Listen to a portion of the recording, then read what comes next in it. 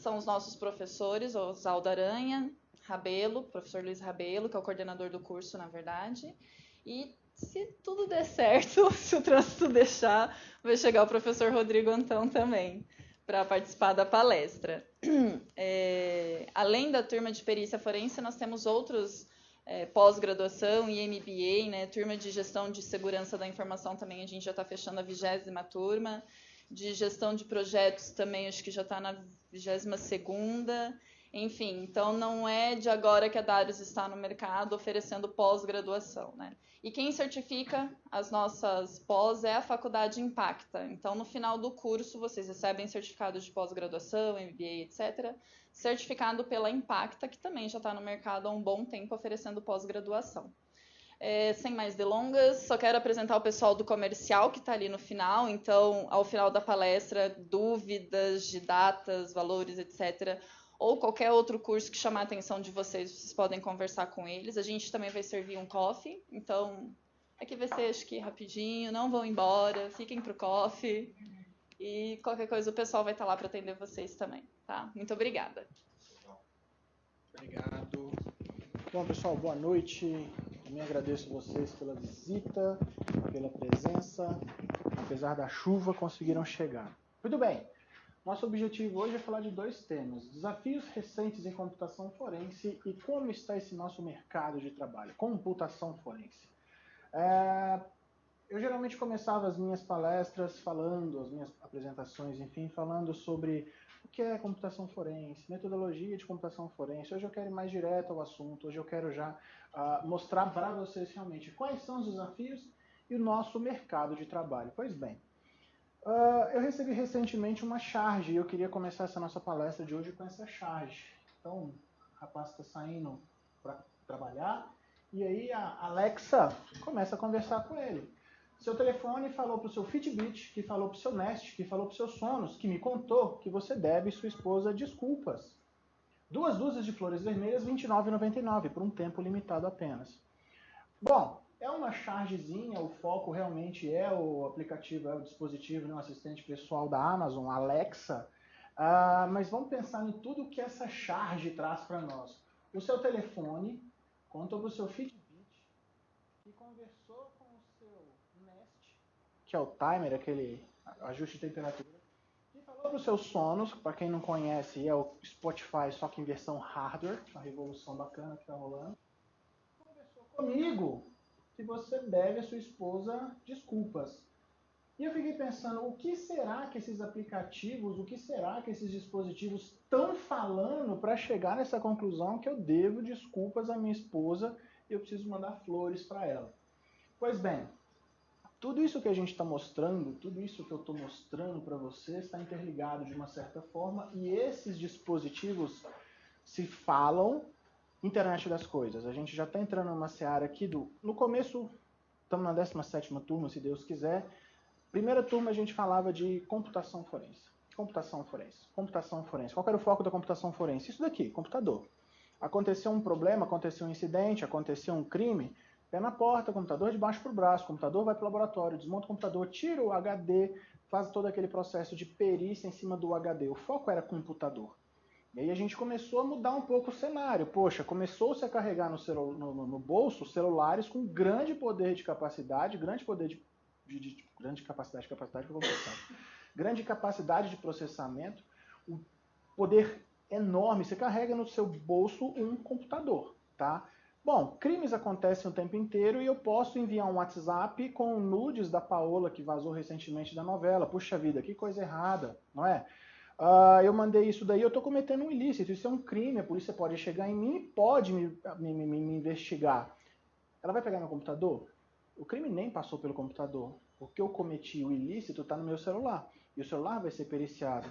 Eu estou usando aqui um smartwatch. Nos Estados Unidos, a gente teve um caso recente agora, final de 2017, onde a mulher do rapaz lá, uma esposa, apareceu morta. A polícia investigou e o cara falou, não, eu estava correndo, eu cheguei em casa e ela estava morta. A polícia viu que o cara estava usando um Apple Watch. Beleza, dá seu Apple Watch. A polícia periciou o telefone, o smartwatch do cara e falou, olha, correndo você não estava não. Você usa o seu relógio no pulso o tempo inteiro? Sim. Pois é, correndo você não estava não. A perícia do smartwatch do cidadão, colocou ele na cena do crime e a polícia prendeu ele por assassinato. Ele matou a esposa. O que revelou isso? A perícia no smartwatch. A perícia ela é só uma ferramenta. Nós temos uma investigação criminal e com parte dessa investigação criminal, uma perícia que vai dar uma resposta científica para uma pergunta, um questionamento jurídico. Isso é perícia forense, tá? Então a gente tem todos esses dispositivos interligados, conversando e conectados à internet. Agora, se esse pool de aplicações conectadas à internet sabem que eu devo desculpas à minha esposa, o que mais que eles sabem da minha vida? O que mais que eles estão entendendo, conversando e levantando a meu respeito? Vamos trazer essa situação para o Brasil? Vamos trazer um caso Mércia Nakashima, Misael Castro. Todo mundo lembra desse caso? Eu já ouvi falar? O que aconteceu com Mércia Nakashima, Misael Castro?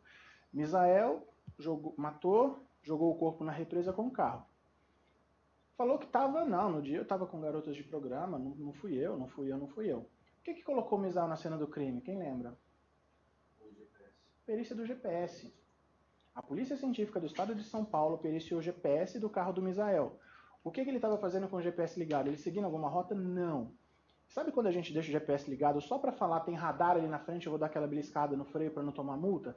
Isso que o GPS estava ligado. O que ele não sabia é que o GPS, ele me rastreia, a cada X segundos eu gravo num arquivo de log no meu GPS, coordenada XY da teora do satélite. Coordenada XY da teora do satélite. Boa noite, professor Antão. Boa noite. Boa noite. Fique à vontade. Pessoal, professor Antão. Fica à vontade em pé ou sentado? Pode sentar. O professor Oswaldo também, se quiser sentar. Pois bem, então a perícia nesse GPS não foi só a perícia, eu estaria mentindo se eu falasse que foi a perícia que colocou o Misael atrás das grades, mas enfim, toda uma investigação que também se baseou na perícia do GPS, colocou o Misael então atrás das grades. Ok? Tudo bem. Mercado de computação forense, quem vai falar não sou eu, são essas empresinhas aqui, só empresa pequena, né? Deloitte, Kroll, Deloitte é uma empresa grande, Oswaldo. Kroll, KPMG e a Price. Tá. São pesquisas atuais, 16, 17, ainda não saiu nada para o biênio 18, 19. Foco setor privado, empresas não governamentais. Por quê? Por que eu deixei essa observação? Por que eu fiz questão de deixar isso daqui? Eu já recebi um e-mail, alguns questionamentos de candidatos e ex-alunos. Bom, ok, sou perito de forense. Olha só, perito, polícia, forense, tribunal. Eu não quero trabalhar para órgão público, eu não quero fazer concurso público, eu quero trabalhar, maravilha, não tem problema nenhum. As empresas precisam de profissionais de perícia em computação forense. Por que esse nome traz tanto essa carga policialesca, jurídica? As técnicas que a gente utiliza na perícia forense digital são técnicas que podem ser utilizadas, que são utilizadas nos tribunais e que me dão validade jurídica, me dão segurança legal para...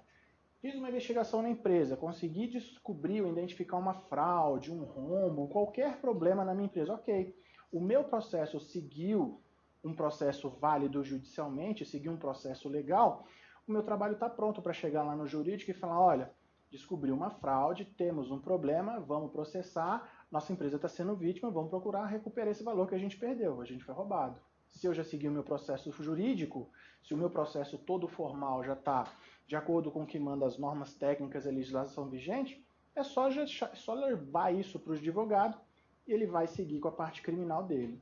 Tá? O processo já está pronto. Muito bem, o primeiro trabalho que eu tenho aqui é da Deloitte, Auditoria Interna no Brasil. Temas na agenda do auditor interno. Realizamos um levantamento com as lideranças de auditoria interna. O resultado revela uma forte presença de aspectos regulatórios, prevenção a fraude e cyber security. Pessoal, por quê? Vamos pensar o seguinte.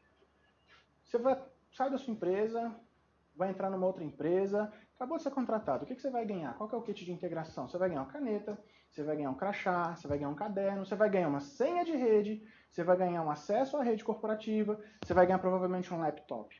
Olha a ferramenta de trabalho corporativa do mundo atual. É o computador. Você vai receber um acesso à internet, você vai receber um acesso à rede corporativa, você vai receber um login que te dá um acesso à rede corporativa da empresa que a empresa não te conhece, você está sendo contratado agora. Você vai começar a estabelecer um vínculo de confiança com a empresa, ele já te dá acesso à rede. poxa, eu preciso ter, eu empresa do meu lado, auditores capacitados e competentes para acontecer um incidente na minha empresa. Vou investigar, vamos analisar. Ok? A empresa tem condições para fazer isso, a empresa tem capacidade para chegar e analisar isso, depende da maturidade da empresa. Então, vou ter empresa pequena que vai jogar isso para o pessoal de segurança da informação, que é o cara que configura o firewall, o cara que configura a regra de segurança no roteador, e ele não vai saber como que ele avança. E eu tenho empresas mais maduras que não. Tem uma equipe de resposta a incidente de segurança, sabe tratar isso de uma forma forense, por assim dizer, enfim. Um grau de maturidade que o próprio regulatório nos exige, né? Hoje a gente tem legislação brasileira anticorrupção, com o advento da Lava Jato desde 2014, muitas coisas mudaram na empresa. Todo mundo está com esse foco de corrupção, anticorrupção, anticorrupção, anticorrupção, compliance. Vê esse nome gringo para o Brasil, compliance, compliance, compliance, compliance. As empresas têm que estar compliance. Compliance nada mais é do que estar conforme a regra. Qual que é a regra do jogo? Eu não posso corromper funcionário público? Ok, não irei corromper funcionário público. Agora, eu preciso de uma área dentro da minha empresa para garantir que os meus funcionários não irão corromper funcionários públicos, né? Vamos para outro relatório aqui da Kroll, tá? Relatório Global de Risco e Fraude, edição anual 16/17. 85% dos entrevistados disseram que sua empresa sofreu um cyberataque, perda, roubo ou ataque a informações. 85% dos entrevistados. Vamos pensar na grandiosidade desse número. 85% das pessoas que a Kroll entrevistou falou, não, sofri uma fraude, um cyberataque. Olha, sinceramente, os outros 15% estão na feliz ignorância. Eles não sabem, ainda não descobriram que foram. Garanto para vocês. O cara, o funcionário novo, ele acabou de plugar ali um pendrive, copiou um arquivo sem querer, ou intencionalmente ele copiou um arquivo e levou isso para casa. Só que era um arquivo que tinha lá um rótulo confidencial. E ele leva esse arquivo para trabalhar em casa e o filho dele vai pegar esse pendrive para levar um trabalho para a escola. Olha o arquivo confidencial circulando na faculdade do moleque. Entendeu? Olha o nível de sensibilidade da informação que é banalizado hoje nas empresas. Por isso que eu falo, 85% dos entrevistados assumiram, os outros 15% estão na feliz ignorância. Tá?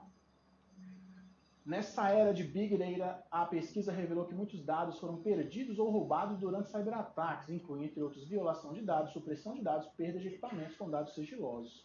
Né? Bom, eu estou falando aqui sobre os números, os trabalhos, se vocês quiserem fazer alguma observação, inserção. Eu acho assim, eu pensei numa piadinha daquelas estúpidas. Adoro essas piadas. Minhas piadas é porque hoje em dia o negócio está dividido em dois mundos. Assim, hoje ser invadido é mais ou menos como ser traído, né? No português correto, como ser corno. Você foi, você será, o importante é não estar sendo. Né? Então, na média, a cavalaria não vai chegar. E aí, eu estava ouvindo agora nesse trânsito, né? Bem didático, eu tive tempo de ir pensando. Essa é uma das raras oportunidades que a gente tem de chegar aqui e falar assim, então, vou falar um pouco da verdade. Porque a verdade é o que alimenta as carreiras dos profissionais que vão se construir ao redor disso. E a verdade é muito isso, assim, a tendência é que piore e muito. O mercado de segurança cibernética no mundo hoje é um mercado de 75 bilhões de dólares. E você vai com a RSA Conference, com a Black Hat, um evento desses que são tops globais, né, de segurança, onde teoricamente se reúne a nata, e você roda uma pesquisa dentro de um evento desse, perguntando assim, vocês que são de segurança lá e tal, vocês viram coisas ruins acontecendo? Brotam números sempre deste vulto. A próxima pergunta é mais inquietante. Assim, vocês acham que no próximo ano vocês vão ter problemas ou verão coisas deste tipo? A resposta é sim também. Então, se você é o dono dos 85 bilhões de dólares, a primeira pergunta que você se faz é assim, eu sou tonto. Porque, assim, aqui nós nos protegemos. Tem uma chave aqui que fecha a porta. Quem colocou essa fechadura disse, então, ano passado alguém estourou uma porta. Você fala, não, eu te dei dinheiro para isso. Não dei. No ano que vem você quer mais dinheiro, porque normalmente o problema aumenta e você precisa de mais recursos. E no próximo ano o cara fala, então, mas vai estourar a porta de novo. Você fala, então, peraí, vou colocar um R15 ali, eu não vou mais proteger a fechadura. Então, realmente, assim, para quem está estudando, envolvido no mercado, eu nós estamos num momento muito melhor do que nos últimos 10 anos. Assim. Ainda mais agora que a economia voltou a funcionar. Né? Sim. Vou dar uma evoluída nesse pensamento com o pessoal também. Boa. Eu queria fazer 2 comentários só. Por favor. Que o tema da nossa conversa aqui é desafios do mercado forense desafios do forense e o mercado de trabalho. Eu diria que um grande desafio do forense é o mercado de trabalho, achar pessoas qualificadas. Então, parabéns pela iniciativa de vir aqui, querer aprender, querer se interessar pelo tema. E o outro, que é importante fazer uma separação da segurança da informação com a forense. Porque a segurança da informação, ela se preocupa mais com o preventivo. Né? Ela quer evitar que algo aconteça. Ela está preocupada com firewall, com IDS, com IPS, com até logs e tal, mas para evitar que um atacante, isso que o Antônio está comentando, né? Que as pesquisas mostram cada vez mais ataques de diferentes tipos. A gente tem essa questão que a gente vai falar da ubiquidade, que o Rabelo está comentando, que os dados estão presentes em todos os lugares, né? Não é só no HD, você tem dados transitando aí em todos os lugares e sincronizados, né? Em diferentes plataformas, esse que é um dos grandes desafios.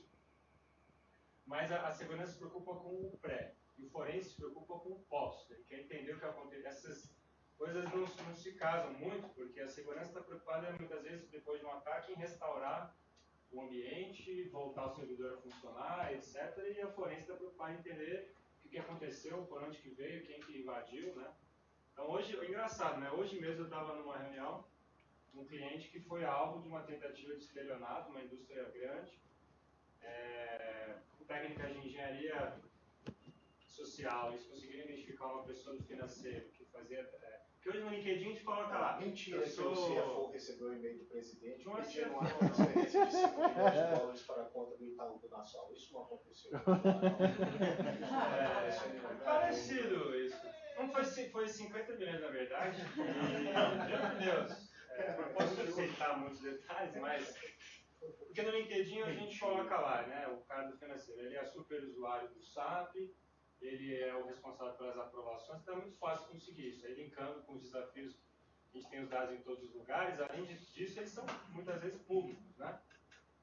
Então, a tentativa do ataque foi, eles criaram um alias lá, simularam um e-mail, simularam um e-mail do presidente da empresa e pedindo para ele fazer uma transferência de 50 milhões, que era parcela 1 de 4, era 200 milhões de euros, na verdade. E ele só não fez a transação porque não era alçada de aprovação do cidadão lá, senão ele teria feito. Porque ele falou assim, faça essa transação, presidente, né, se passando pelo presidente. É uma informação sigilosa, você não fala com ninguém, é urgente e siga todas as informações que a fulana vai passar.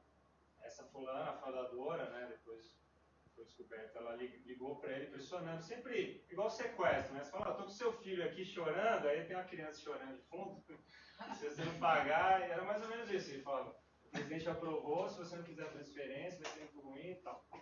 Aí chegou a equipe de segurança, nada contra, tal, o pessoal de segurança, sabe, e tal, mas fizeram um escarcel lá, pessoal interno da empresa, começaram a coletar dados e começaram a perder informações, né? Começaram a analisar a própria máquina da pessoa, né? Você pode alterar logs, começa a alterar, eles chamam de timestamp, né? Dados de informações de período que os dados foram gravados, assim por diante. Então, o forense se preocupa muito com isso. Daí eu cheguei lá, acalmei a turma, feito uma questão jurídica, é importante vocês terem em mente, né? Quem não gosta de leis é importante gostar, saber, conhecer. Claro que nós não somos advogados, a gente precisa saber como que é o processo, né, de produção de prova. Então, essas questões a gente vai falar ainda mais hoje, mas só queria fazer esse link com as pesquisas, que é algo realmente, como o Antônio falou, real, que acontece, está acontecendo todo dia.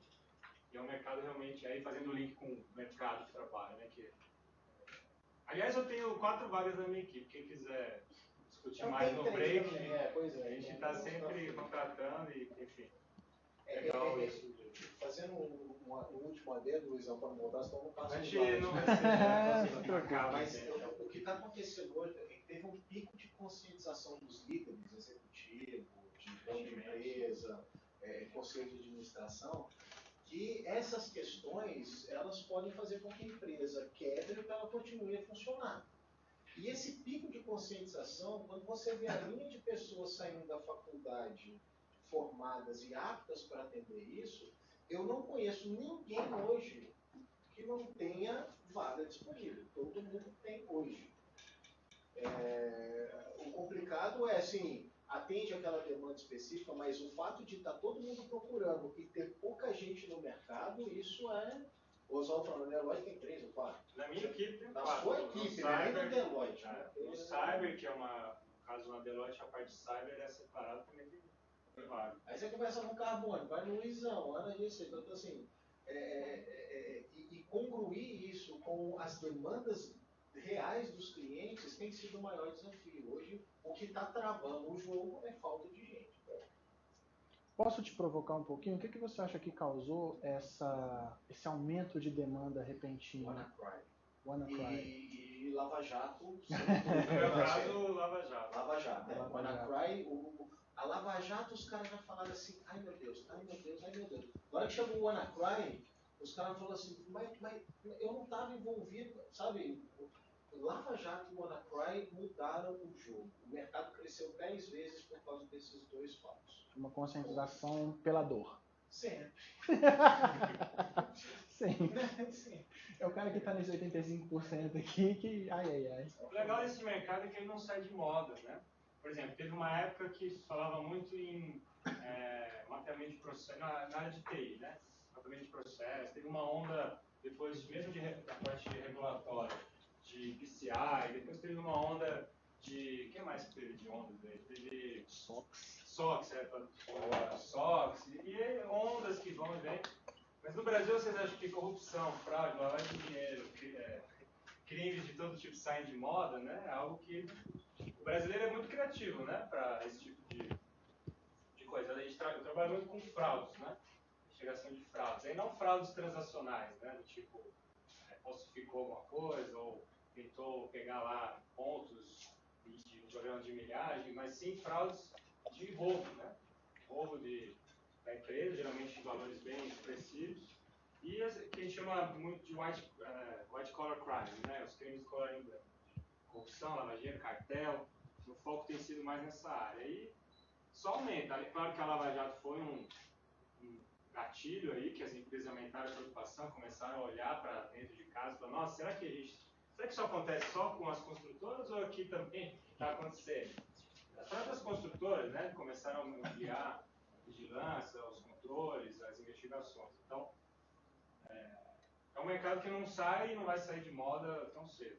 Então, quem atuar nessa área, acho que está bem empregado aí por um bom tempo.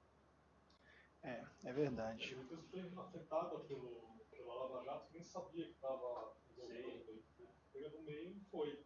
Muitas empresas, eu trabalho muito com gringos, né? Empresas de fora, elas ficam muito preocupadas, as multinacionais que têm filiais no Brasil, com o que está acontecendo. Eu peço dinheiro, eu peço dinheiro para empreender. O que eu tenho a ver com a Lava Jato? Mas esse é o pavor maior, assim. A Lava Jato pegou muita gente, ela só não chegou nos bancos ainda. Já chegou. Assim, chegou, mas chegou assim, chegou leve. Assim, já teve Polícia Federal dentro do Bradesco, dentro da Cidade de Deus, né? A gente conhece os coleguinhas lá que acordaram assustados. Porque assim, os caras lavaram 200 bilhões de dólares, não tem todo o banco, passou dinheiro ali, cara. E, teoricamente, esses caras têm um quinquizilhão de controles para prevenção à lavagem de dinheiro. Inclusive, isso é uma área chata, cara, porque os caras são muito... Tem que ser certinho, tem que ser documento. Mas, meu, 200 bilhões, é assim, você abriu um chuveiro e caiu, assim, não tinha como você filtrar, era muito dinheiro. A pessoa encheu a boca d'água. Mas aqui tá. Sabe que eu trabalhei em banco? Sim. Você lembra dessa época? Imagina você emprestado aqui, gente, 10 milhões para um autoclube lá da Pissarica da Serra, emprestar de repente 10 milhões para uma Odebrecht. Dá quem você empresta? Sim. Não, vou emprestar para cá, porque os caras também têm seus controles. Na realidade, tudo bem, outro estava mais visto do que era uma lavagem de dinheiro. Mas nesse daqui do Odebrecht, você está envolvido, né? Você está dando meio, você diz, eu sou um banco, eu estou emprestando dinheiro. É o meu business. É ver o business é esse. Mas isso eu acho, Luiz, que vai ser assim, ó. Por conta disso, nós temos 10 anos de oportunidades. E aí eu faço.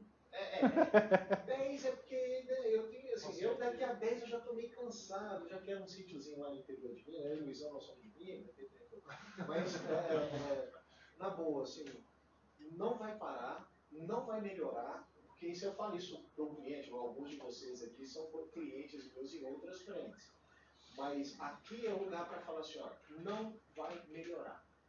Linkando um pouco o mundo de segurança cibernética com computação forense, hoje na nossa empresa a gente trabalha mais com a parte de segurança cibernética que acaba reverberando para investigações. E, por exemplo, o que explodiu nos últimos tempos foi muito ataque de ransomware, de sequestro de dados. O negócio chegou num volume tão forte, mas tão grave, que hoje a gente já tem algumas empresas que eu já nem tento brincar de prevenção mais. Porque antigamente você falava assim, ó, prevenção, detecção e reação. Né? Era o ciclo que se fechava. Hoje eu tenho uma outra lacuna aqui, que é a contenção, que é assim, por exemplo, falando de PCI, a gente falando de ondas de módulo, né? Mas o PCI fez um acordo com a IATA, que é a Associação Internacional de Agências de Viagem, que obrigou com que essas agências rodassem relatórios para fazer levantamento de níveis de segurança dentro dessas empresas. Tem 36 mil agências de viagem no Brasil hoje, buscando uma pessoa para ir lá e falar assim, tem falha? Tem isso, tem isso, tem isso. Tem fraude? Tem, não tem, tem isso, não tem. 36 mil empresas precisando. Quantas pessoas tem no seu time? 12. Na minha lá nós temos 30.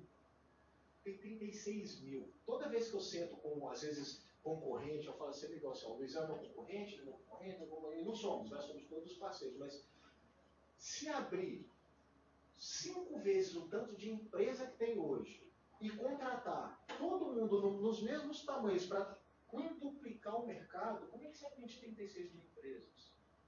Então o jogo travou por falta de gente qualificada. O que é o pior, né? Você viu que ontem tinha notícia no jornal no possível desdobramento para a CVC. Que é o melhor, mas tudo bem. Mas é que tá. Você imagina o tamanho da CVC para você entrar lá, para você analisar o que está lá dentro. Já começa por aí. Esse rapaz. Você vai chegar e falar assim, tem que pegar 180 cabeças. Mas é um jogo tão diferente agora, gente, de verdade. Assim, a gente está no curso aqui, sei lá, que há 12 ou 13 anos dando aula. E você foi uma das primeiras turmas, né? Primeira. Você foi qual depois? Sexta. Ó, da primeira para sexta. A primeira foi 12 anos atrás. 2010, então 8 anos. Desculpa. Mas olha isso, cara. Tem 8 anos e não melhorou ainda, só piorou. O que eu acho, pensando em oportunidades de carreira que hoje a gente precisa ter outra visibilidade, que assim, existem as oportunidades de carreira dentro de organizações, dentro de indústrias específicas, mas não se esqueçam, tem a oportunidade de empreender também. O Luizão teve uma época que ele trocou de emprego e comprou um kit forense. Ele foi lá, fez um pouco de investimento, aí ele foi, arrumou um outro trampo e falou assim, cara, eu vou vender o kit. Eu falei, não vende não, mano, deixa esse negócio quietinho aí. Porque a demanda que tem de gente querendo alugar duplicador de disco, por exemplo, o Oswaldo está aqui, se pegar uma demanda de 600 discos para a semana que vem, o Luizão tem o negócio lá, pede alugo dele lá, tudo vira negócio nisso. Então, eu acho que uma coisa legal do nosso curso aqui é que, assim, ó, nós trabalhamos em empresa, né, cada um na sua frente, mas eu tenho uma visão de cyber, ele tem uma visão de investigação profunda, o Luizão tem visão de compliance, de auditoria, de cliente, de negócio, e a gente traz essa maçaroca para dentro da sala, falando assim, olha, você gosta mais de trabalhar numa mesma empresa e seguir ali dentro dessa empresa uma carreira? A gente consegue dar uma linha. Eu tenho demandas explosivas porque eu estou atendendo um monte de empresas da minha região. Pô, tem um cara que se pintar 20 demandas, o cara traz uns caras do Canadá, da China, da Coreia, esses caras conseguem resolver isso. Tem um professor, sou eu, que se precisar de fazer uma investigação enquanto está fazendo a forense, porque vai ter que fazer uma prevenção para evitar que o negócio... Todo mundo consegue trazer algum tipo de experiência para vocês que vai alimentando. O Carbone está dando uma aula aqui na sala do lado, que está na Kroll também lá fazendo as investigações. Então, Tá acaba... cansado também. É igual isso. Tá todo mundo. Tá cansado, Você tá cansado. cansado. Eu tô cansado. Porque as clientes não dão sossego. Não dá. O telefone toca, você quer dormir, o cara fala, eu tenho 10 caras aqui querendo Os fazer. caras não ajudam. Então, Mas é sério, a gente brinca, mas essa questão do mercado de trabalho, da deficiência dos profissionais é uma questão muito séria. Então, eu fico feliz mesmo de ver que, né, cada vez mais abre novas turmas, mais pessoas interessadas. Eu, às vezes, entrevisto os candidatos que não sabem nem por que está lá, não sabem por que. Então, isso vai desgastando, né? Desculpa o desabafo, assim, mas a gente precisa de gente boa, qualificada, porque a gente paga bem, tem questões de carreira, então o que falta é só... No curso vocês envolvem essas novas, vamos chamar assim, fronts, blockchain, lavagem de dinheiro com moeda virtual, deep web, O meu sonho... ou é na rastreabilidade, análise de logs para proteção. O nosso foco na pós-graduação é a metodologia do processo de computação forense, forense digital, preservação, etc. O meu sonho é conseguir colocar uma disciplina de tecnologias emergentes. Qual que é o meu problema hoje? Eu tenho excelentes profissionais, mas na hora da didática, na hora de repassar essa informação, não fica tão bom, entendeu? A gente está conversando, eu e o professor Oswaldo, para a gente conseguir colocar essa disciplina. A gente ainda está montando alguma coisa, já tive tentativas frustradas no passado, e o fato é, eu não posso colocar aqui um profissional, um professor para dar aula, que na hora que começa a fazer pergunta pesada, o cara está limitado no blogzinho que ele viu na internet, no artigo científico, que ele acha que aquilo ali é o conhecimento. Não, cara, olha, internet das coisas. O que é a internet das coisas? Está tudo conectado. A Apple agora trouxe um telefone, o smartwatch dela com eSIM. O que é o eSIM? O cara não sabe o que é o eSIM. Poxa, entendeu? O cara tem que estar antenado, o cara tem que saber o que está acontecendo. Blockchain, cara, olha que legal. Eu compro no mercado Bitcoin X Bitcoins, poxa, legal, mercado Bitcoin tem rastreabilidade. Beleza, eu vou transferir isso para a Jax. Está lá nos Estados Unidos. É uma wallet que está lá nos Estados Unidos. Acabou. Pô, meu dinheiro desvalorizou. Eu vendi Bitcoin e comprei Ethereum. Cara, e aí, cadê a rastreabilidade disso? A hora que você começa a falar blockchain, Ethereum, travou as 4 rodas. Não sai do lugar. Entendeu? Eu fazendo uma parte também, assim, e isso é interessante, assim, os desafios nossos no cotidiano, eles são esses. A gente tem cliente aqui, o Marcelão, a gente veio direto de cliente para cá, o Marcelão veio aqui que trabalha com a gente lá. Uma empresa que vende apartamentos chamou a gente, 2 empresas, uma que vende apartamentos e outra que vende calça jeans online. Cara, eu quero aceitar Bitcoin no meu site. Como é que faz? Fazer é fácil, o problema, né? Depois é como é que faz para isso virar dinheiro lá dentro. Fazer é fácil, né? Faz aqui 0,0002 Bitcoin, você compra. A gente está num momento de disrupção tão grave e a gente tem tanta massa de gente, tão pouca massa de gente formada no Brasil, o que a gente está perdendo de profissional para Canadá, para Austrália, para Londres, para isso, para aquilo. É assim, cara. E até pegando o outro gancho que você falou, tipo, a gente está aqui, está cansado, a gente foi para o Fabinho, para não sei o quê, para o Bruno, está todo mundo cansado, vai estar aqui porque, se não colocar gente boa na rua, vai explodir. A sensação que eu tenho hoje, aí também vai ser meu momento de desabafo. Tranquilo. Depois vai ser só o seu, beleza? Eu tô não. Não, mas isso é aquele negócio assim, ó. Tá faltando tanta gente que eu tô quase pulando no mar e no nadar e falar assim, você quer vir pro barco? Pelo amor de Deus. Eu vou mudar de área, gente. Eu te vou conferir. Bom, mas é tão sério que assim, bom? a sensação é. A agenda tá boa. Sabe assim, ó, tá todo mundo na praia, o mar encolheu, e aí a gente aqui tá olhando os peixinhos, tirando foto, fazendo selfie pro Instagram, e a marreta de água tá vindo lá no fundo, e tá todo mundo querendo pegar peixinho para fazer tilápia com cerveja e limãozinho. Mas a porrada que vai vir vai ser tão forte, e se você pega o que aconteceu aí nos últimos 15, 20 dias, cara, o GitHub tomou um ataque DDoS de 500 GB. Você sabe o que é isso? Você sabe o que é isso? Isso aí os caras estão fazendo prova de conceito, para na hora de começar a Copa da Rússia, os caras vão sentar uma paulada. Porque tem o Putin jogando bomba nas crianças da Síria. Tem o Putin na televisão falando que eu tenho um foguete aí que eu vou explodir os Estados Unidos e quem mais eu quiser. Tudo que está acontecendo agora, ataque de DDoS e UDP, não sei o quê, tudo isso é uma preparação para o que nós vamos ver na Copa. Vocês sentem e esperem. Se eu tiver errado, depois vocês me xingam, beleza? Mas o que eu estou vendo e do que a gente está acompanhando é só um teste. Na hora que chegar a Copa da Rússia, os caras vão dar uma paulada. Aí beleza, vai fazer um carnaval, vai ser mais ou menos como que foi a última, vai fazer muito barulho. Depois que bate a onda, que baixa a água e só sobra resquício esse corpo para catar, de quem que precisa? Muito obrigado, você veio bem nas aulas. Então, assim, a gente acaba escolhendo estar no Brasil e sendo os caras que, assim, depois que passar a onda, que quebrar tudo, que não sei o quê, quem é que vai levantar a madeira lá e falar, ih, tem um dedo ali, cara. Puta, pega esse dedo, põe no saquinho bonitinho, faz cadete de história, não sei o quê. Mas é isso, faz a material. Mas a escala da paulada que está vindo é essa. E no Brasil, todos os caras que a gente conhece estão precisando de gente. E é o motivo que nós estamos aqui agora. Um comentário sobre essa questão, né? Internet das coisas, blockchain.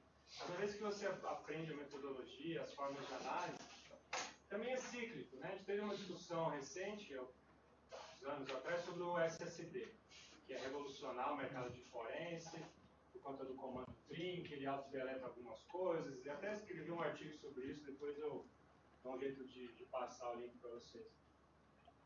E aí também, putz, como é que agora, né? Mudou a forma tradicional de análise forense, copiar o disco, fazer a imagem e analisar. Depois, teve uma discussão com a onda do mobile, né? Nossa, agora os dados estão no celular, ninguém manda mais um e-mail para combinar a fraude ou pagar propina por e-mail corporativo. Os dados estão agora no WhatsApp. Como é que analisa o WhatsApp? O WhatsApp trafego criptografado, isso vai ser um problema, não vai, qual é o tipo de chave? Isso já está superado, já dá para analisar. Aí depois veio outra discussão. E agora a próxima onda é o Bitcoin, os smart contracts, isso está na nossa conversa aqui. Como é que a gente vai analisar os contratos que são autorizados via máquina, os chatbots, né? Se o bot falar alguma coisa errada lá, quem que é responsável? Por isso que eu falei da questão das leis, né? É sempre TI com direito, conversando. O nosso foco aqui é a parte de TI, mas uma vez que você apresenta desculpa, uma vez que você entende a metodologia, a forma de análise, depois é um detalhe técnico, mas o conceito é geral para tudo, independente da faixa. Por favor. A gente ainda tem tempo. Muda de slide aí pra gente. Já mudar. Quantos de vocês aqui já viram empresas que tiveram problema com ransomware, sequestro de dados? Levanta a mão, Marcelo, você vê explodir, pelo amor de Deus. Se não levantar, você me quer. Eu acredito. É isso. A gente chama os amigos para palestra para parecer que nós estamos fazendo sucesso, cara. Mas sério, tirando a brincadeira, o ransomware ele começou muito nessa questão pequenininha de sequestrar dado para pedir dinheiro para Bitcoin. Mas quando a gente junta ransomware com IoT, e hoje nós já temos mais equipamentos conectados à internet do que a gente no mundo viva, e PVCs, esse negócio todo. Você imagina quando o sequestro de dados for sequestrar os dados de Itaipu. Vocês viram o caso do hotel nos Alpes Suíços que eles trancaram o pessoal dentro do quarto e pediram resgate? Porque as portas eram digitais. Aconteceu isso. O quarto, né, que é o cartãozinho, os caras trancaram todo mundo dentro do quarto e pediram o resgate para abrir as portas novamente. Isso já aconteceu. Veículo autônomo, né? Você hackear o carro, travar o carro. Você trava o carro do cara de manhã e fala, então, você quer trabalhar hoje? Eu quero 500 reais. Aparelho médico, né? Tem IP de marca-passo. Um outro caso que nós pegamos esses dias, o pessoal estava querendo operar uma pessoa que um hacker invadiu o sistema que armazena os dados de imagem de exame e o cara fez uma manchinha no coração do exame do paciente. O médico olha e fala, tem que rachar seu peito no meio. Vocês assistem Homeland? Tem um episódio lá que o cara mata lá uma pessoa do governo, remotamente um hacker invade o marca-passo dele e o cara morre. Isso é real, marca-passo. É verdade. É um caso que aconteceu na Black Hat de foi 2012 ou 13, se não me engano. Um hacker que foi o primeiro cara que descobriu como fazer caixa eletrônica para cuspir dinheiro, ele falou assim, olha, eu vou fazer uma apresentação na Black Hat lá em Las Vegas lá daqui a um tempo, e eu vou explicar como parar marca-passos usando ataques de rede Wi-Fi. Pelo Wi-Fi eu falo assim, morra. Não, morre, é simples. Esse cara morreu uma semana antes de fazer a apresentação dele, e a apresentação dele sumiu. Isso é caso real, procurando no Google, pode anotar que isso existe, documentado, bonitinho. Nunca mais ele reviveu, né? Mas ele, tá achando... nunca mais ele invadiu. Vou fazer uma teste. Pois é. Então, quando a gente coloca isso tudo na perspectiva de novas tecnologias, só para consubstanciar a sua pergunta, e levando nesse sentido, assim, uma vez que a gente entende qual que é o processo de fazer a coleta, a preservação, a análise, um reporte bem feito, a conexão com o que há de lei agora, com essas questões de risco, é greenfield eterno. Como eu falei 10 anos, eu quero aposentar em 10. Por isso que eu já estou mais assim. Mas faz 100 anos, não tem, eu mandei uma chavezinha, isso até mandei no grupo de professores essa semana. Se você quer ter trabalho para os próximos 5 anos, estude ciência da computação. Se você quiser ter trabalho para o resto da vida, estude questões relacionadas à segurança, esse tipo de coisa que nós estamos falando aqui. Porque hoje tem polícia civil, a metropolitana, a rodoviária, tem 18 polícias, a gente não se sente protegido, certo? Quem é que é a polícia da internet? Quem é que é a polícia digital? Wanderson Castilho. O exército tomando conta de fake news, da eleição, tem tudo isso. Tá de reto. Deixa aqui. Então, é isso, assim, a gente tem um desafio que a gente conhece, né? Tem oportunidades que são difíceis de conseguir, às vezes entrar, mas o fato tem mais vagas sobrando que gente para cair para dentro. Isso é um negócio que com pequenos ajustes a gente consegue enquadrar todo mundo. Teve um negócio que me deixou preocupado no final do ano passado, uma entrevista daquele executivo da Google, que eu sou esclerosado e não vou lembrar. Não, tá todo mundo preocupado com esse negócio de inteligência artificial, que vai virar uma Skynet. Gente, tá tranquilo, isso é coisa para daqui 10 a 20 anos. Caraca! 10 a 20 anos tá aqui, cara. Há 10 anos vocês estavam fazendo a pós-graduação na primeira turma, já estamos. Daqui 10 anos a gente... Tá tranquilo, não, beleza. Por então... isso que o plano é fugir para um lugar que onde não pega internet, não tem né? Wi-Fi, não tem câmera grátis. O Google tem os balões lá. Aqueles balões meteorológicos com Wi-Fi louco, Mesmo esse lugar... vai pegar. Derrubar esses balões. Aqueles malucos americanos derrubando drone. Na minha propriedade, não. Vamos lá, outra pesquisa, KPMG, perfil global do fraudador. 42% das fraudes realizadas por fraudadores internos, ou seja, é o cara que está dentro da empresa. É aquele cara que a gente comentou no começo da apresentação, que foi contratado, ganhou um crachá, um login e um notebook. Esse é o cara que vai fazer uma fraude corporativa, uma fraude dentro da empresa. Casos internos. Foi quase com... É de tática. Não precisam tirar bait desse tipo. A fraude está muito alta, eles enforca alguém, deixa os pedaços espalhados e serve de exemplo. Olha que legal as perguntas que o pessoal da KPMG fez. Sim, a fraude não poderia ter sido cometida sem tecnologia, em 16% dos casos. Ou seja, a tecnologia, além de ter sido um facilitador, foi um meio. A tecnologia foi o caminho para a fraude acontecer. 8%, sim, a tecnologia foi grande parte utilizada para viabilizar a fraude. Pelo menos um pedacinho, enfim, um e-mail. 26% às vezes, mas a fraude poderia ter ocorrido sem uso da tecnologia. Em 47% dos casos não foi feito uso de tecnologia para cometer a fraude. Aí entra naqueles desvios de... O cara entra, pega uma peça, uma mercadoria, etc., alguma coisa, carne, enfim. Recomendações, avaliação de risco, contra-ataque com tecnologia, conheça seus parceiros de negócio e terceiros, fique atento às ameaças internas. Aqui a gente consegue, nessa pós-graduação, capacitar vocês para realizar avaliação de risco, contra-ataque com a tecnologia, vocês vão na cybersecurity, fica atento às ameaças internas, a gente também fala bacana aqui na prevenção à fraude. PwC, oportunidade de agir, tendências e fatores por trás dos crimes econômicos no Brasil e no mundo. 2% das empresas brasileiras foram vítimas de crime econômico nos 24 últimos meses. 15% desses 12 foram cybercrimes, problema que cresce no mundo. Vai incomodar. O processo de fortalecimento de prontidão cibernética pode ser encarado como um teste de estresse organizacional. Bom, desafios atuais do mercado de computação forense. Vou passar a palavra para o meu amigo Osvaldo. Dá uma olhada na garganta. Eu falei. Passador.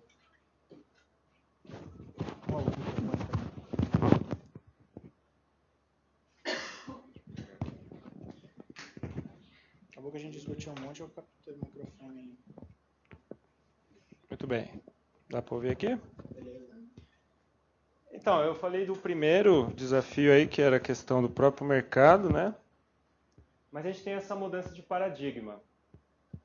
Acho que não está saindo aqui, tá? Essa mudança de paradigma, né? Que os crimes, a gente fala de forense justamente por isso, né? A ciência forense, ela é aplicada a várias áreas. Tem a medicina forense, balística. E aí, ao invés de analisar uma cena do crime, né? Que a gente coleta lá, a equipe forense coleta a impressão digital, o sangue, né? Para analisar o DNA, etc.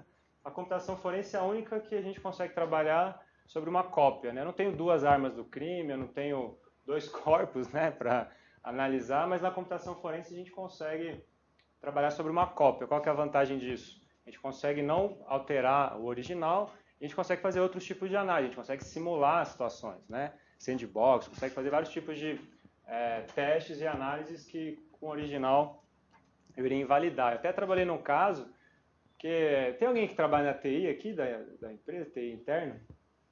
Todo respeito a vocês da TI, eu sou de TI também, né? Mas as empresas às vezes têm o costume de falar, manda para a TI. Aí a TI, que não são vocês que vieram aqui, estão interessados em estudar, eles começam a dar uma olhadinha, né, para ver o que aconteceu. Será que o usuário, no caso de fraude, né, será que o usuário roubou? Deixa eu olhar aqui que site ele acessou, não sei o quê. Eu trabalhei num caso que a empresa tinha concluído determinadas ações, mas quem fez aquelas ações, entrou naqueles sites, foi a própria pessoa de TI tentando achar o que tinha acontecido. Então, ela foi feita uma perícia depois que a TI olhou, e isso comprometeu a evidência. Isso é uma coisa que a gente vai estudar aqui no curso, né? Metodologia, como é que preserva a prova, como é que analisa, que tipo de análise dá para fazer. Eu consigo recuperar arquivos apagados, consigo saber se o cara plugou uma pendrive, qual era a marca, modelo, dia, a hora que ele plugou, se ele imprimiu, quem teve acesso àquele arquivo. Então, a gente fala do forense justamente por isso. Da mesma forma que tivesse um assassinato, a equipe da medicina forense ia entrar aqui para reconstituir o fato, né? Falar, então, o criminoso entrou aqui, a balística ia calcular a velocidade do projétil, né? A curvatura não é bala, né? Como é que chama? O próprio projétil, da munição, né? E tal. O forense faz isso no ambiente digital. E aí, quando fala ambiente digital, a gente pensa sempre em HD, né? Mas pode ser dados de backup, dados de servidor, não só e-mails, né? Mas comunicação via celular, smartwatch, enfim, todas essas novas tecnologias que a gente vê. Então, essa é a grande mudança, que não é uma coisa recente, que vem evoluindo ao longo do tempo, né, com novos dispositivos. Daqui a pouco a gente vai ter veículos autônomos, vai ter que analisar. O carro tem lá, já hoje tem o seu CPU, tem armazena dados, né, e essa discussão que a gente teve. Tudo armazena dados hoje em dia eletrônicos, né, então esse que é o grande desafio aí com tantos dados, né. Alguém trabalha em empresa que usa Bring Your Own Device? Ou conhece, né? Que as empresas elas têm uma preocupação muitas vezes com custos, né? Fala, então por que eu vou comprar 200 laptops para os meus funcionários se eles podem trazer o deles mesmo e usar aqui? Né? Eu dou aqui só a internet e o cara usa o celular dele, o computador dele, cada um usa o que quiser, a ETI fica sofrendo lá para integrar tudo isso, né? Fazer backups e tal. Quando sai, vai embora. Aí o que acontece? Vazamento de informação, tirando as questões práticas ali de backup ou não, tem uma questão jurídica, né? Como é que eu coleto o celular pessoal? Todo dia eu me deparo com essa discussão quase com os clientes, né? Falar, a gente só fornece o chip, o celular é do funcionário. Putz, aí a gente consegue coletar o chip também, mas ele não tem tanta informação, né? Normalmente o chip tem lá a agenda e alguns logs de ligação, mas não é isso que a gente quer o chat, a gente quer WhatsApp, o Skype e tal. Então, Bring Your Own Device está cada vez mais comum, principalmente startups, né? As empresas é cool, né? Acha legal. Eu acho cool também, mas do ponto de vista forense é ruim, porque a gente esbarra aí numa questão jurídica, né? São todas essas reflexões que vocês têm que fazer, né? Os profissionais do futuro vão se deparar cada vez mais com essas coisas. Cloud e Team Client. Team Client a gente já quase está batido já, né? Mas mais a questão da nuvem. Tudo está na nuvem hoje, né?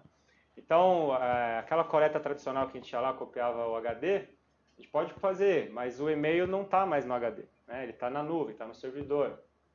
Os próprios servidores não estão na empresa, né? Eu trabalhei num caso que a Polícia Federal foi na empresa com mandato para coletar os dados, daí os dados não estavam lá, não tinha nenhum servidor na empresa, né?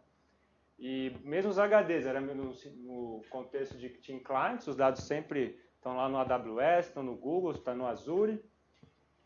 Então, como é que o profissional forense vai coletar esses dados, né? A gente tem que entender como que essa arquitetura funciona, onde que os dados estão, aí tem a questão da jurisdição, né? O dado está na Azure, mas ele está no Brasil, não está? Todos os provedores de nuvem hoje já conseguem garantir. Isso aconteceu por conta do governo, né? Era uma exigência do governo para trabalhar com a Amazon, com o Google, Microsoft.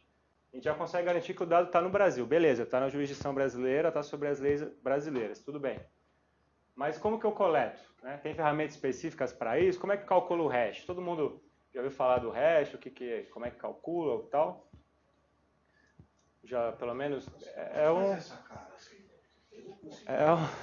já esqueceu, faz tempo, né? Mas o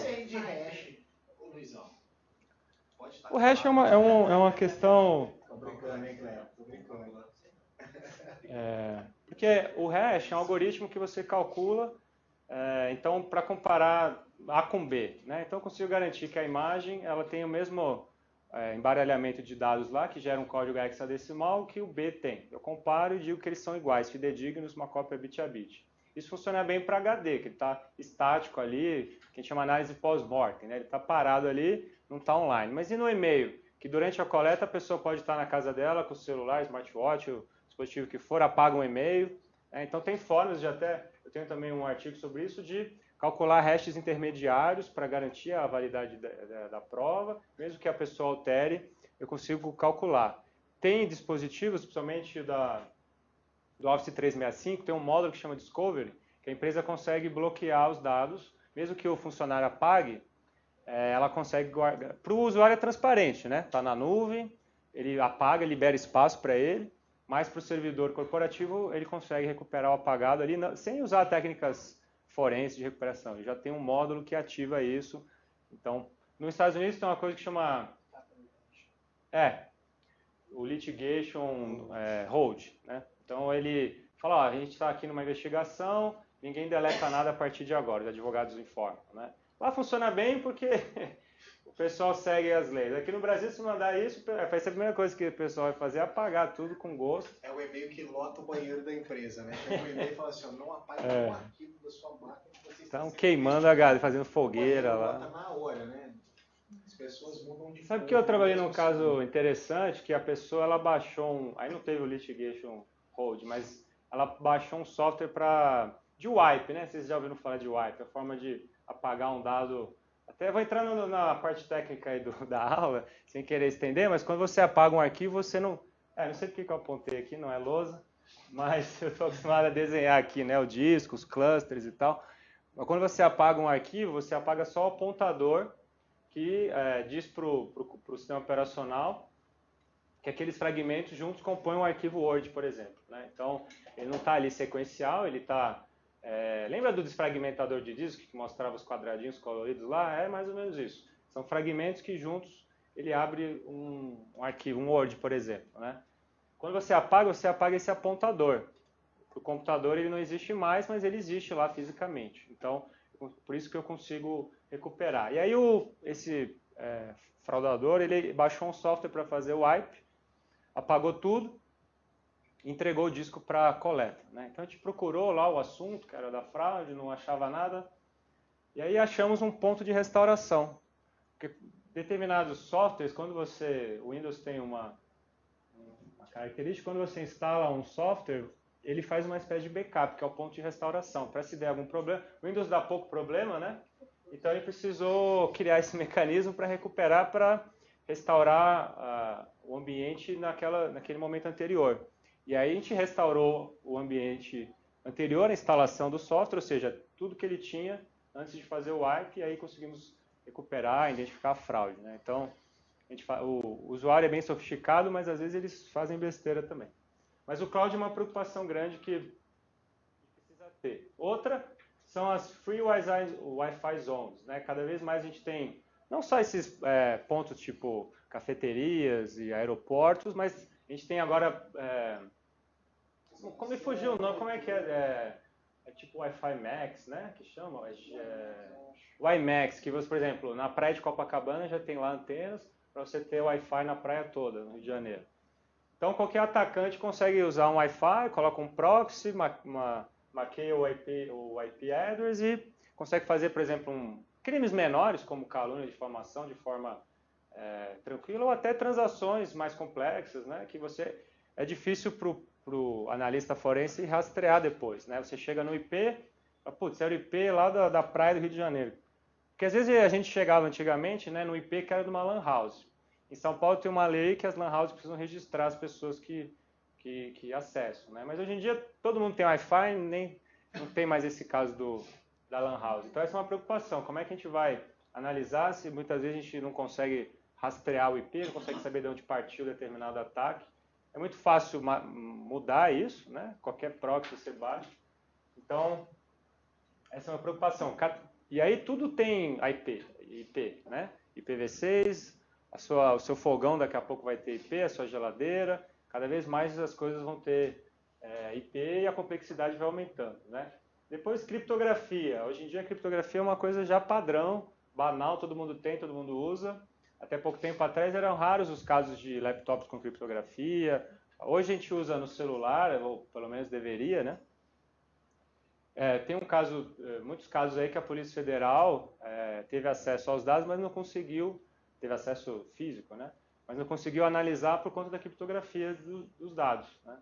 Então ela entra lá com o mandato, como você não pode gerar prova contra você mesmo, o usuário fala que não lembra a senha, e aí, dá para quebrar a criptografia?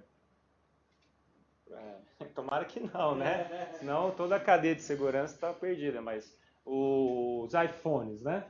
Os iPhones têm lá dados criptografados, os novos modelos, os equipamentos de coleta não conseguem fazer o bypass, tem configurações que depois de X tentativas o dispositivo se autoapaga, né? Isso serve para celulares e wearables em geral. Então, e aí, como é que a gente faz a análise disso, né? É uma preocupação que o analista precisa ter. Deixa eu só fazer um parênteses, essa questão da criptografia, que se eu estiver errado, está todo mundo bem enrolado. No final do ano passado teve um evento bem grave, que foi o Meltdown e o Spectre e Meltdown. Eles descobriram que no cerne do processador tinha uma areazinha ali de dump de memória que, se você fizesse, você conseguia ler aquele cantinho ali. E sempre que tem acontecido isso ultimamente, alguém fala assim: meu Deus, isso é uma falha de segurança. Nossa, você backdoor. Você backdoor. Pô, isso aí alguém foi lá e falou assim: olha, você vai entregar 90% dos processadores do universo. Deixa essa parada aqui que o meu governo vai comprar 1 trilhão na sua mão. Se você não colocar isso aqui, nós vamos comprar de outro. Então, dentro desse cenário, dessa grande desconfiança, que tudo está observável, é algo para se manter bastante atento em vários níveis. Aí é o psicopata que tem uma pastinha lá do VeraCrypt, né, porque não tem mais TrueCrypt. É o VeraCrypt, mais a criptografia do disco, mais um token que você utiliza, que é físico, né? Assim, eu tenho defendido que agora, além de senhas de 280 caracteres, agora falam que o cara vai ter que me roubar e botar a cabeça fora, porque eu coloquei um token aqui, que é o meu grupo que abre Gmail, Facebook, GitHub e tudo aqui. Então, assim, se roubar sua senha de 80 caracteres, basta que o hacker coloque um keylogger para ler o que você está digitando. Então, se você roubar uma senha de 80 caracteres, é bom você ter um negócio que está pendurado no seu pescoço, que se alguém vai, né, assim, aí é outro nível de bandidagem, né? Porque, como a gente fala, contratempo, motivação ou dinheiro, é muito complicado. Então, assim, eu vou roubar um então beleza, eu vou assaltar um vou meter um revólver na cara dele, mas Arrancar a íris dele. beleza, aí perdi, aí perdeu o Playboy mesmo e sempre chora. Mas essa questão dessa diligência e muda completamente o jogo de apuração. Completamente o jogo. Marcelo estava contando um amigo que foi sequestrado, sequestro relâmpago. Os caras levaram ele ali para o Real Parque, ali no Morumbi. Parou, o cara sequestrado falou assim, por gentileza, seu cartão. Veio um outro maluco numa motinha, com uma maquininha de débito, e ó, acabou o crédito, acabou. Boa noite, muito obrigado. Aí o cara acionou o banco na justiça. O que o banco alegou? Não, você deu a senha. O cara falou, amigo, tinha uma quadrada na minha cara, o que eu ia fazer? Não tem uma. Mas nós estamos chegando nesse nível. O pessoal é transferível, né? Passar, não sei. O pessoal é transferível desde que não tenha um cano. Não morra, né? Aí hoje a gente estava conversando sobre um amigo que trabalhava com a gente, que ele achou super legal, ele colocou um implante de RFID na mão, que agora ele é um cara que, em vez de usar o crachá, ele chega na empresa e faz assim, ó. Magnético. Tipo, as portas se abrem com a minha mão, eu sou foda. Os caras vão arrancar sua mão fora, velho. Para com isso. É Brasil, deixa um negócio que o cara leva um tiro, depois você resolve. Não implanta dentro da pele, não, você vai ficar sem mão daqui a pouco. Então, imagina fazer perícia, ó, isso é legal, hein? Matéria de caso de estudo. TCC. Perícia na mão de NFC do cara que arrancaram a mão dele, tem que fazer duas perícias, do médico e a digital, para saber qual foi o último, não é? Exatamente. Vamos chegar lá. Qual era o número do master, Vamos chegar lá, vamos chegar lá. Todas essas reflexões a gente fala como se fosse algo distante, mas está bem próximo de acontecer, né? Inclusive eu estava falando da fraude, estava no outro cliente hoje. Hoje foi um dia cheio. Tô cansado, eu tô cansado. Vou contratar alguém para passar esses trabalhos. Era uma empresa de varejo. Aí o Antão foi lá depois, provavelmente, né? É o mesmo cliente, não sei. Mas era uma empresa de varejo que mandaram um phishing para um cidadão lá. Clique aqui, né? Ele clicou. E com um site fake da operadora de cartão, que era a empresa de varejo tinha acesso lá ao operador. E o que eles fizeram?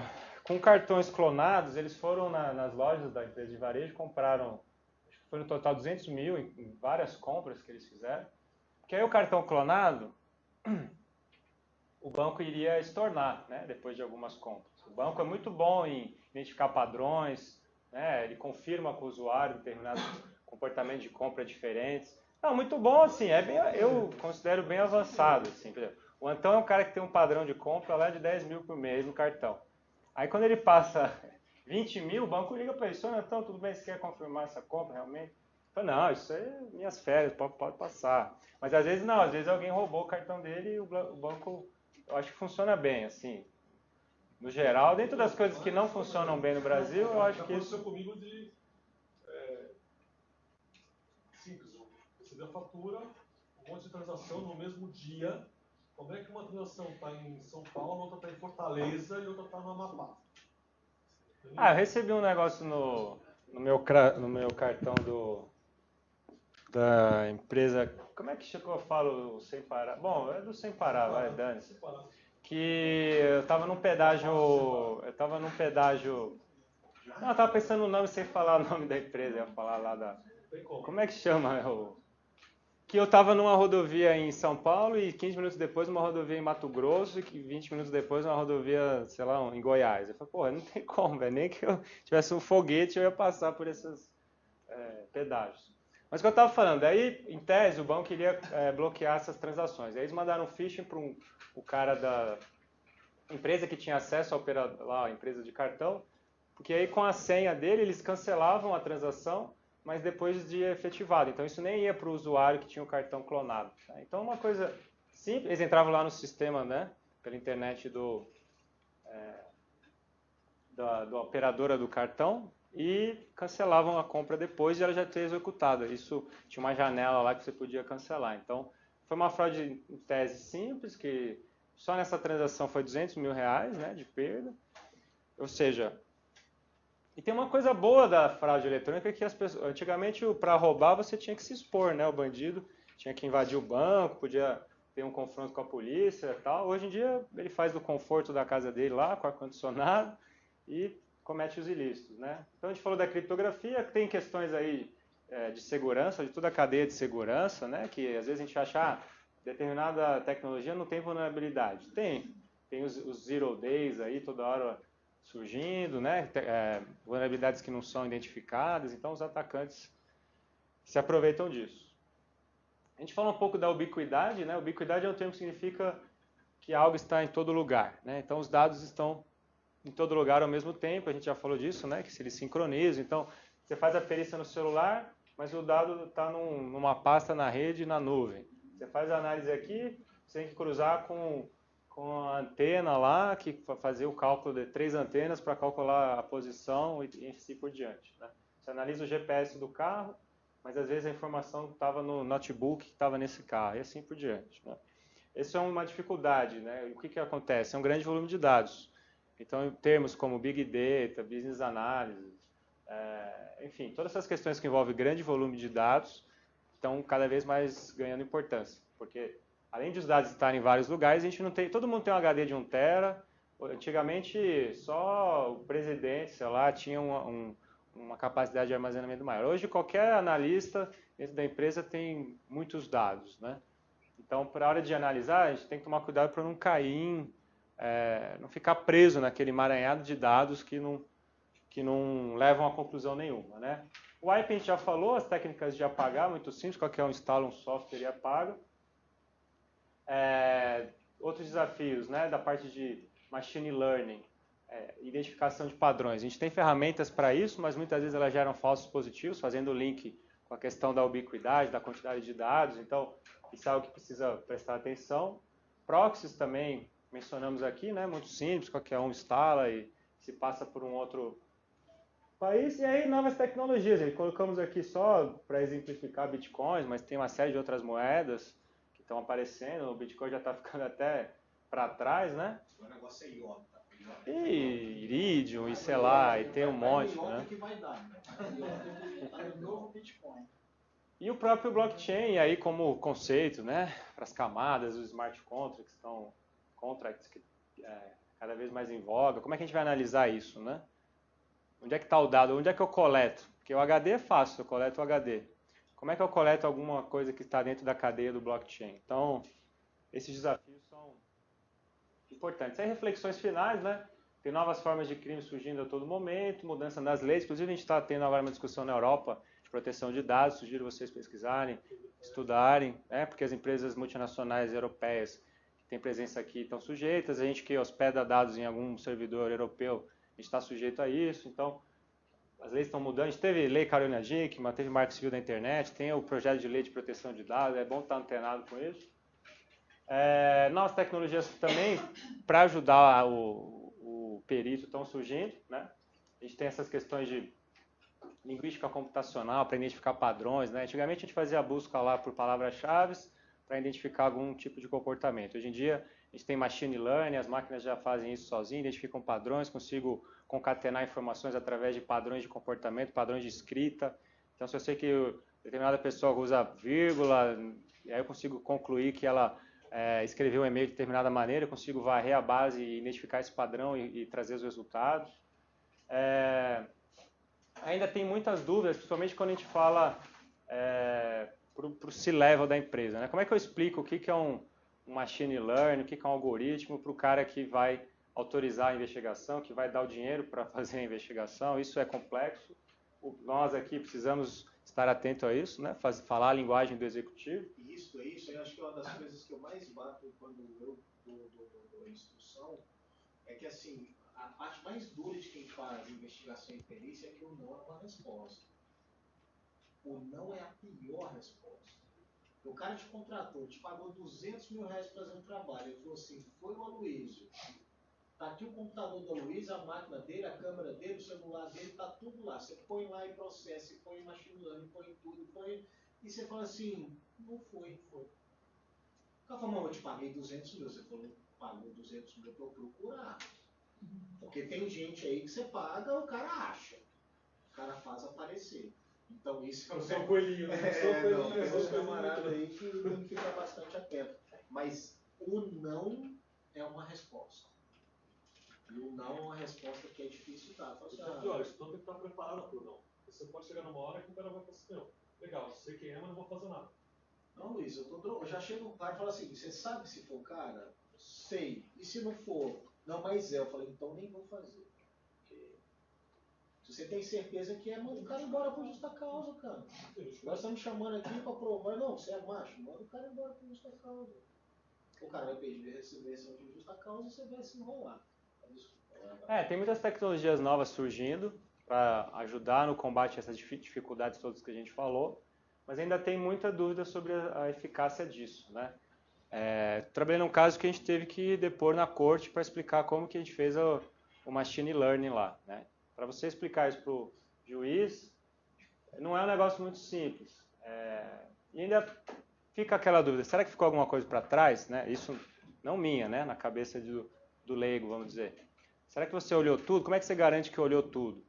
Então ainda tem dúvidas sobre a eficácia dessas novas tecnologias, porque ainda é pouco utilizado com dados reais. Tem muita coisa na academia acontecendo, né, de testes, eu vou falar aqui no outro tópico, mas a maioria das bases a gente usa os dados da Enron. Alguém já teve a curiosidade de baixar esses e-mails da Enron? Estão disponíveis para baixar, foi parte do acordo que a Enron fez quando ela quebrou lá em 2001. São dados muito bons, porque tem muito anexo, muito e-mail. A maioria das ferramentas usam esses dados da Enron para testes, mas ainda é pouco utilizado com dados reais, somente dados em português, né, quando a gente fala de análise por padrões de linguística, né? Isso funciona bem com... Aí tem um acento lá, a ferramenta já não reconhece, se cedilha e tal. Então, isso é algo que a gente precisa testar, precisa aprimorar, até se alguém tiver familiaridade com programação, quiser customizar uma ferramenta, tem um campo enorme aí para inexplorado ainda, apesar de ter muita ferramenta, ainda tem um campo inexplorado. E precisa integrar mais as empresas à academia, né? Aquilo que eu estava falando, às vezes tem lá um cara, pesquisador, estatístico, faz uma análise, mas isso não se aplica na prática, né? Então, acho que esse curso é legal porque ele é bem prático, é bem o que você vai fazer no dia a dia, não fica lá viajando nas análises matemáticas, é bem dia a dia, né? Então, essa mensagem que eu tinha para dizer, que ainda tem muita coisa para acontecer, a tecnologia lei de Moore, né? Vai evoluindo muito rápido. E é isso, aí acho que vai falar um pouco da estrutura, né? Bom, pessoal, E aí, desculpa, no break eu estou à disposição para a gente discutir aí dúvidas e mercado. quiser entregar o currículo. Bom, coisa rápida então, a estrutura do curso, como é que ela está hoje, tá? Camada fundamentação teórica, são 50 horas para a gente falar sobre a teoria da computação forense, onde a gente tem introdução, a metodologia e técnicas de entrevista e interrogatório.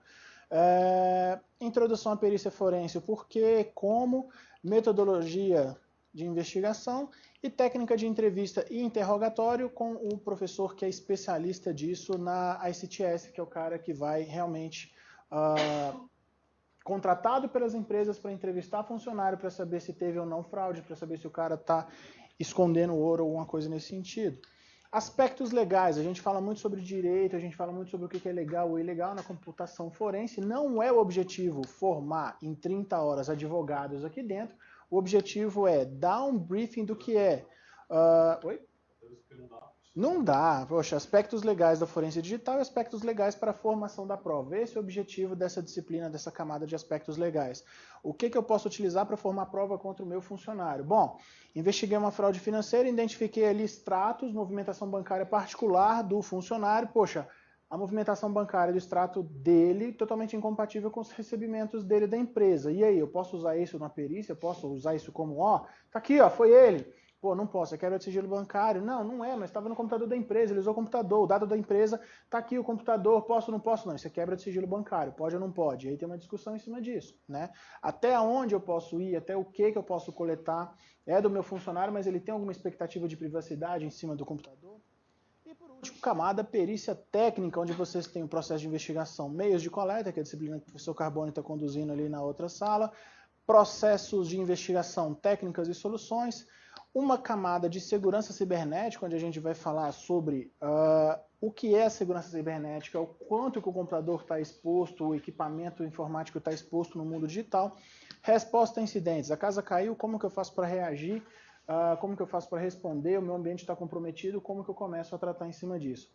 E depois disso tudo que a gente falou de fundamentação teórica, aspecto legal e perícia técnica, a gente tem a oficina integradora, que são 40 horas para a gente desenvolver o trabalho de um estudo de caso que vai ser passado, um computador, um cenário, para vocês periciarem. Vocês vão receber um HD, vocês vão receber um duplicador de disco e vocês vão ter que fazer o trabalho de perícia em cima do que foi passado aqui nessas primeiras camadas do curso. Tá? Bom, era isso. Queria saber se tem alguma dúvida dos senhores antes da gente poder tomar um coffee lá para o nosso coquetel. Professor Antão? Não, a gente fez um acordo, vamos fazer um esquema debate. Se houver retorno, eu tenho 2 ou 3 coisas. Slidezinhos. A gente pode ir trabalhando as perguntas de vocês também, que é mais para tirar a dúvida de vocês, né? Não é para aumentar demais a informação, porque o dilema está bem posto. Assim, falta gente no mercado. Nós temos aqui nós estamos precisando de 3, lá eu preciso de mais 2, se chegar com carbono, lá eu preciso de mais 2, o Luizão se espremer na Nextel lá precisa de mais um tanto. Então, assim, a gente está aqui, a gente acredita no curso, damos aula aqui desde quase sempre, porque a gente acredita que é preciso formar gente de qualidade para o mercado. E precisa porque senão as nossas empresas não crescem, senão a gente não dorme, senão a gente não tira férias. Então, a nossa esperança é que vocês fiquem bons nisso, para a gente ter mais gente nisso. Só fazendo uma finalização da minha opinião lá, porque senão vai ter também uma hora dessa, todo mundo abrindo boca dela, não está funcionando. Mas eu tive na RSA Conference, né, que é uma das maiores conferências de segurança nos Estados Unidos, e eu vi uma apresentação lá que tinha um coronel do Centro de Defesa Cibernética americano, com um monte de especialistas, e os caras discutindo o absurdo que é os Estados Unidos só ter 10 mil profissionais formados em defesa cibernética. Quando eu digo defesa, é prevenção, detecção, reação e contenção. E aí contenção entra forense, prevenção entra cyber, a gente junta essa nossa rota toda e somos nós que vamos cuidar disso. Isso é uma responsabilidade absurda para a gente. Quando a gente conversa, a gente fala, tem um negócio com a Polícia Federal, o Luizão também, quando foi aos Jogos Militares, que você trabalhou lá com os caras da Marinha, da Aeronáutica. Foi do Exército. A gente já teve a sorte de já trabalhar junto em várias frentes. E sempre coisas sérias, Exército, Marinha, Aeronáutica, Polícia Federal, ABIN, as empresas, polícias, CAD. Você sabe o que acontece? Gente, assim, o que tem para proteger o Brasil somos nós. Bom ou ruim, é o que tem. Porque eu estava no evento nos Estados Unidos, tinha 10 mil pessoas, e os caras preocupados com o seguinte, a China tem 1 milhão de cybersoldados. 1 milhão de caras que sabem fazer ataque DDoS, como os que atingiram o GitHub esses dias. Mais 2 milhões de cybersensores. Cybersensor é o cara que mora aqui na Rua Bela Vista e se alguém procurar no Google agora massacre na Praça Celestial, o cara bate na sua porta e fala, o que você procurou um negócio que não aconteceu antes? Então tem 3 milhões de pessoas com o computador ligado na internet prontas para roubar informação. Desculpa, né? Supostamente, né? Teoricamente, a gente não tem prova de nada. Mas enfim. Mas tá, eram 3 milhões e os Estados Unidos preocupados que tinha 10 mil. A gente faz evento para a segurança da informação, da forense aqui, junta 300, 400 gato pingado. Nos 2 dias de evento, com sorte. 200 foram buscar caneta. Né? Então tem esse problema. Então assim, gente, como mensagem final, de tudo que, e eu falo isso todo dia nos nossos clientes, é um momento que o assunto segurança se tornou vital. Segurança é vida ou morte hoje. Tanto para prevenir, para detectar, para reagir e para conter. É vida ou morte. Lá na empresa, quando a gente começa, a gente faz muito teste de invasão, muito teste de segurança e tal. Quando a gente invadiu um hospital, nós somos pagos para fazer isso, né? Eles pagam pra gente. Desculpa, né? Porque fala assim, né? Que nem o meu colega ali esses dias, mas a apresentação de trabalho, né, Luizão? Não, ele trabalha com fraude. Eu falei, nossa, que bonito. A gente não trabalha com fraude, a gente é pago para invadir, para explicar como é que resolveu. Mas que a gente acessou o sistema de prontuário eletrônico de uma pessoa que estava numa cama de hospital com permissão de incluir um medicamento ou retirar. Aí eu falei assim, não, parou. É porque a gente é muito gadgeteiro, a gente gosta de coisinha, gosta de computador, gosta de celular, gosta de relógio diferente. É tudo uma grande... É um grande Atari que foi evoluindo dos anos 80 até agora. Mas quando você percebe que fazer uma investigação de forma correta, proteger um sistema da forma adequada, seguir um padrão para evitar que a sua organização, as pessoas ao seu redor sofram com os defeitos disso sendo feito mal feito, você entende que proteger, responder, fazer uma perícia bem feita é a diferença entre vida e morte.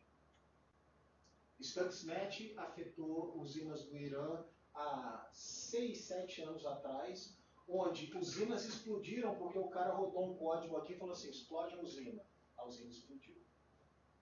É disso que nós estamos falando. Você está no médico, você tem algum problema de diabetes, o cara fala, injeta insulina, a glicose na veia dela, porque ela merece. É isso que nós estamos falando. E a perícia, porque hoje a gente faz muito negócio, né? Fraude corporativa, é o cara que tomou dinheiro. Mas e os hacktivistas?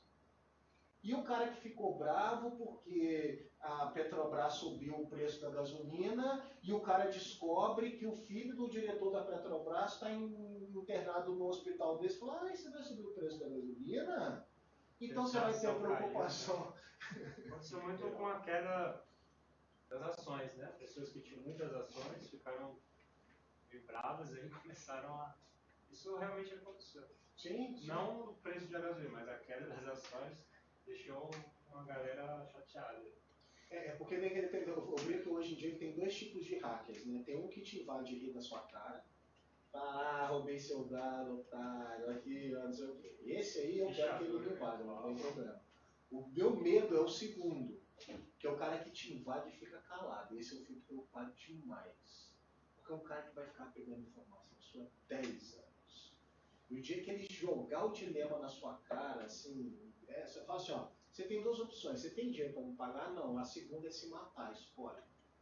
Porque o que eu tenho na mão acaba com sua vida. É meio, como é que chama lá o Mirror? Black Mirror. E a gente está falando de um horizonte de 10 anos, como o Luiz colocou muito bem. Não, mas fica tranquilo, daqui a 10 anos. Fala, irmão, daqui a 10 anos... Há 4 anos atrás estavam prometendo monotrilho, né? E já estamos na Copa de 2018, cara.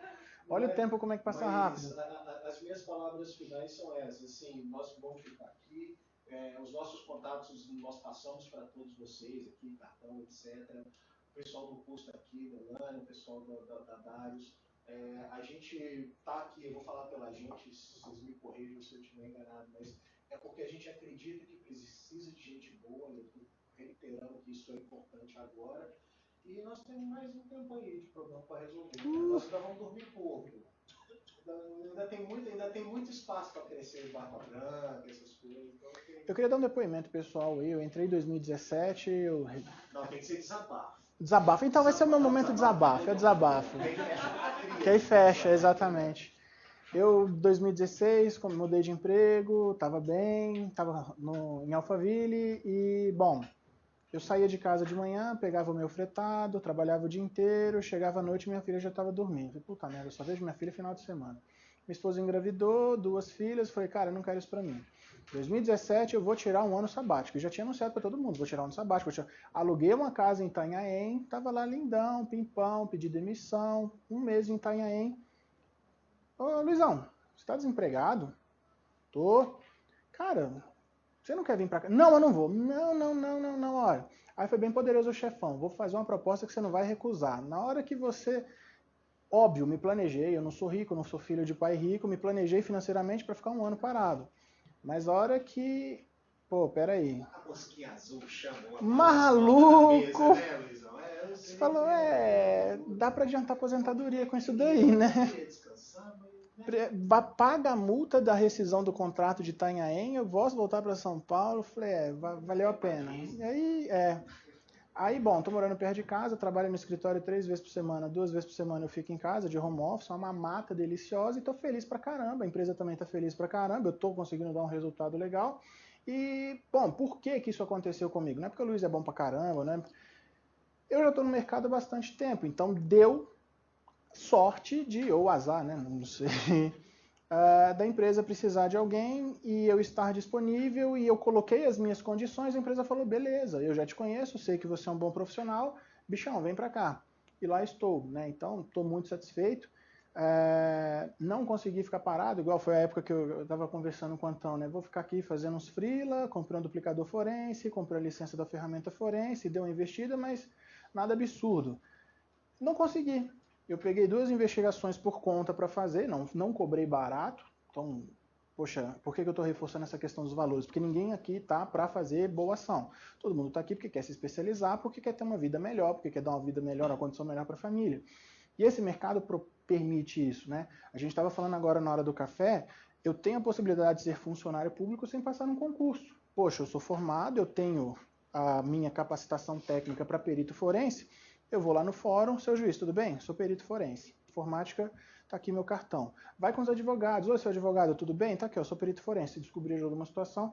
E você vai começar a trabalhar nos fóruns com a capacitação técnica. Óbvio, é um mercado fechado, óbvio, é difícil de entrar, mas não é difícil. Você foi lá com a pose, ele ajudou a abrir as portas. Cara, é isso. Depois faz a primeira perícia, vai chamando. E já era. Exatamente. Aí um juiz indica para o outro. Os peritos não dão conta, né? Não dá. A gente consegue citar aqui todos os peritos. Acho que são 5, 6. E não dão conta, a gente não tem 5, 6 casos. Isso só aqui em São Paulo, né? Se quiserem para outros fóruns aí de outras cidades também. Vai para o interior, vai para. Ainda, né? Mas só de São Paulo não dá conta. Né? Os peritos cobram caro, somente em casos de direito civil. O direito trabalhista é uma tristeza. Eu já recomendo que caso vocês não liguem para o direito trabalhista. No civil, essas disputas entre empresas, quem paga é a empresa, né? O perito cobra o que quer, tem peritos que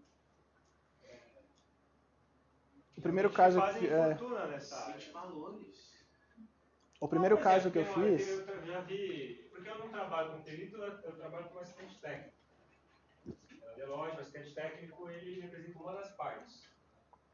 Então, o meu trabalho é criticar o perito. Achar falhas na perícia.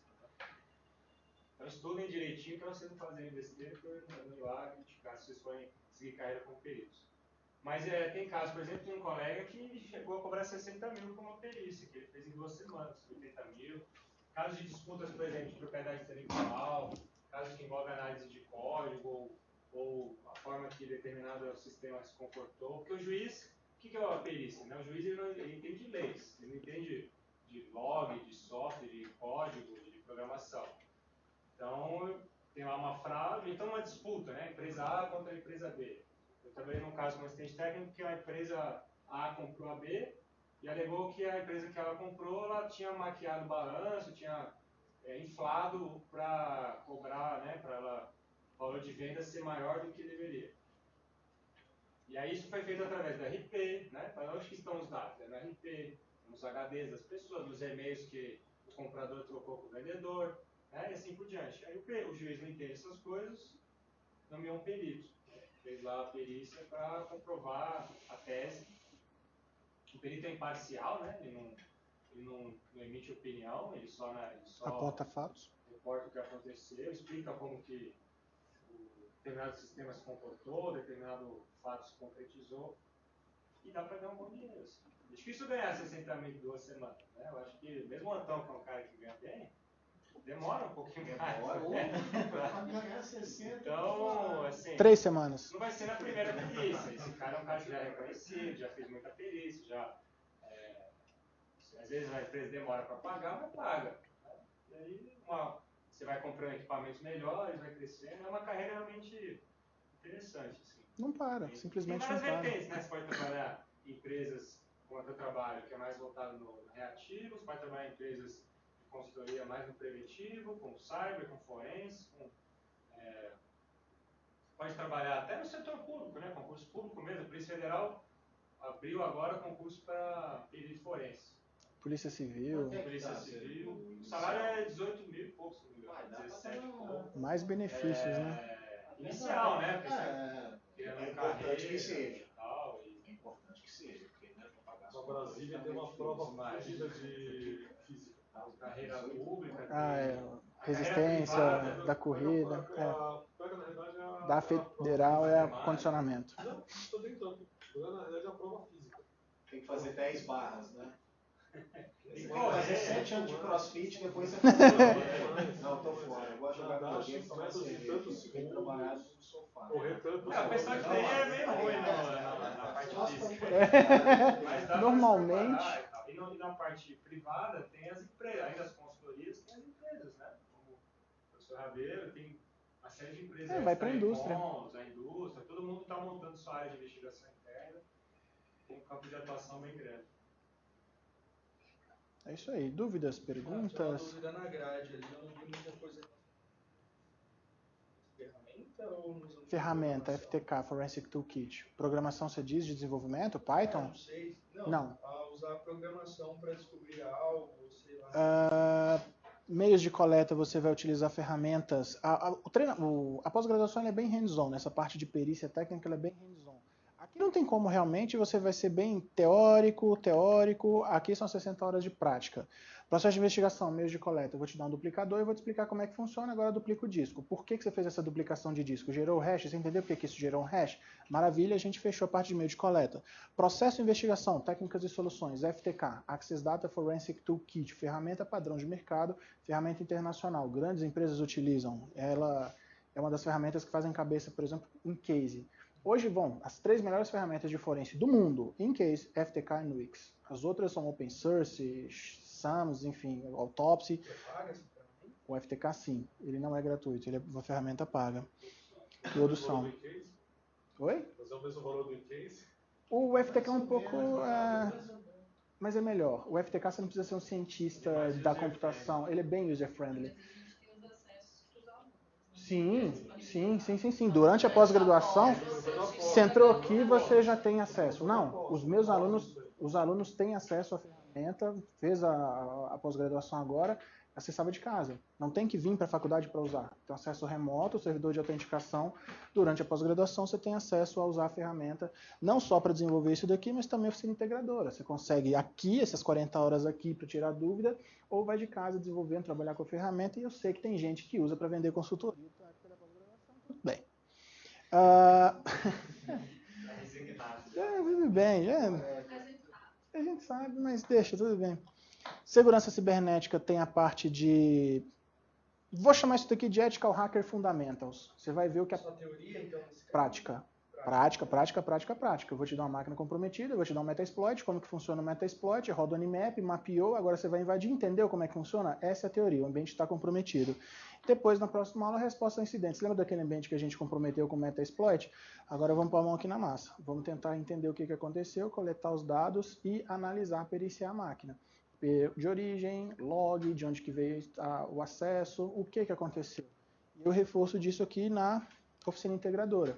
E aí a sala é dividida em grupos, ninguém consegue desenvolver um trabalho desse sozinho, pelo menos não na primeira vez que está vendo computação forense, e aí nesses grupos a gente vai desenvolver um caso. São 6 cenários, então tem caso que fala desde Network Forensics, onde tem lá a parte de análise de pacotes PCAP, todos têm análise de disco, todos eu vou cobrar a parte de coleta, preservação de dados, análise e seu entendimento do cenário, do laudo do memorando.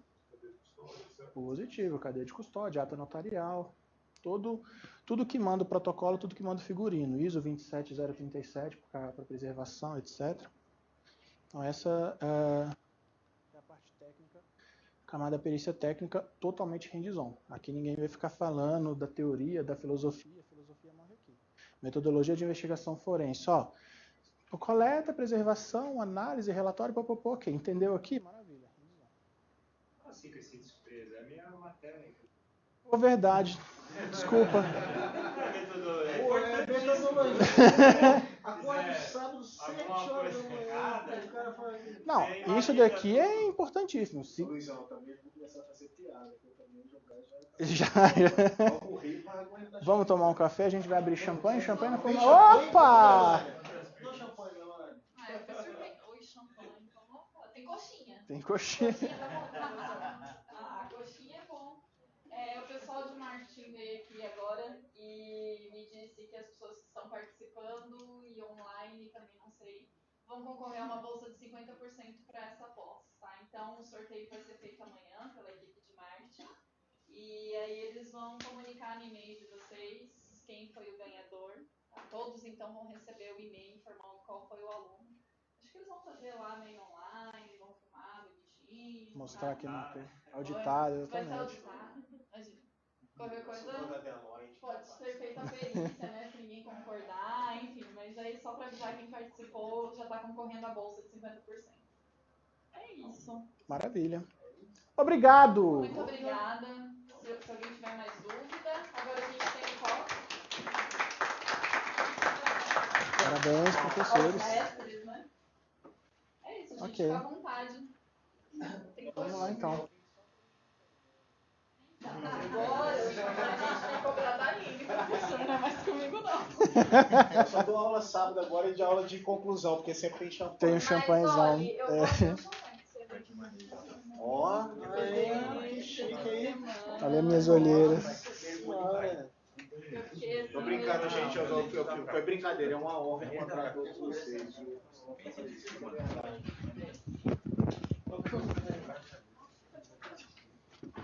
Doutor Kleber, como está o senhor? Firme, mestre. Muito bom revê-lo também.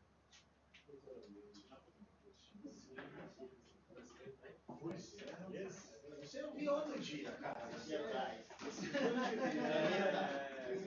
Mas já vai emendar uma na outra? A intenção é essa, né?